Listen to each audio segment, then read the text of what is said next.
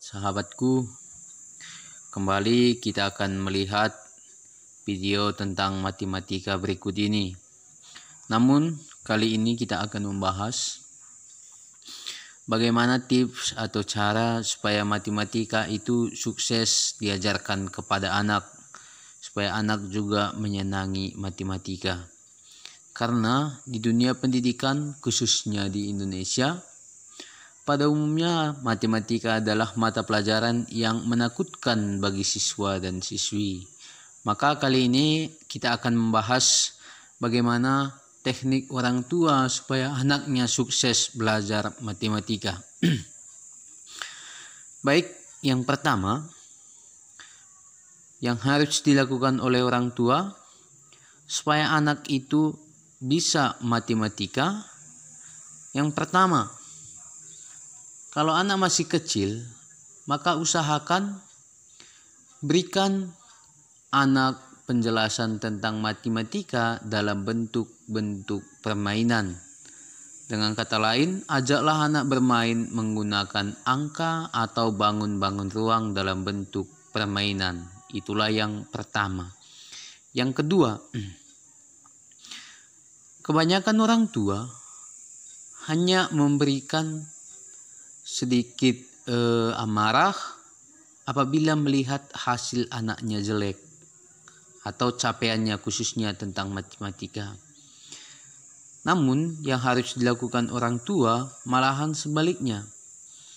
Apabila anak mendapat nilai rendah, mari kita beri pujian, sekaligus mari kita kasih dia dorongan supaya hasilnya lebih bagus. Artinya, sebagai orang tua, kita tidak bisa mematikan semangat anak. Mari kita berikan dia pujian. Yang ketiga, ini juga sangat penting. Terkadang, sebagai orang tua, kita tidak mengawasi anak, khususnya dalam mata pelajaran matematika. Maaf sekali lagi, ini sudah membudaya. Banyak juga di kalangan kita sebagai orang tua tidak memahami matematika. Jadi begitu anak mempunyai tugas di rumah, begitu ditanya, orang tua seperti melemparkan tanggung jawab. Maka seharusnya mau tidak mau orang tua juga harus ikut belajar matematika kalau anaknya ingin sukses. Atau paling tidak, sebagai orang tua kita bisa mencari alternatif yang lain.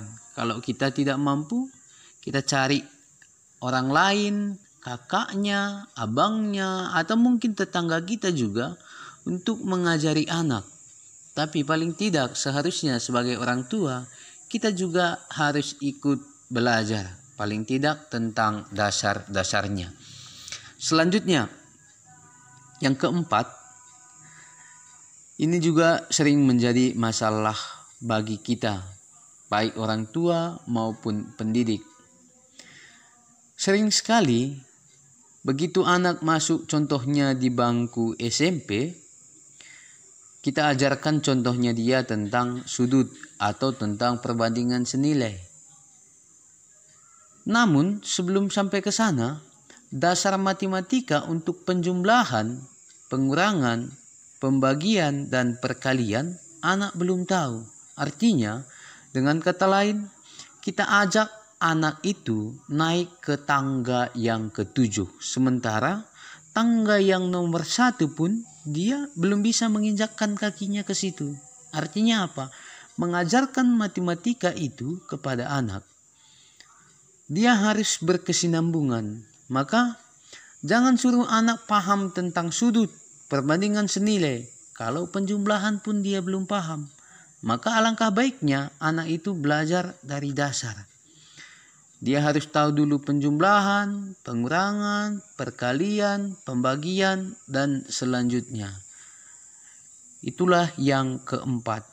Yang kelima, kita biasakan anak ikut dalam kegiatan-kegiatan sehari-hari. Kita libatkan dia dalam bentuk matematika. Contoh, kalau kita sebagai seorang petani, ada harga barang kita,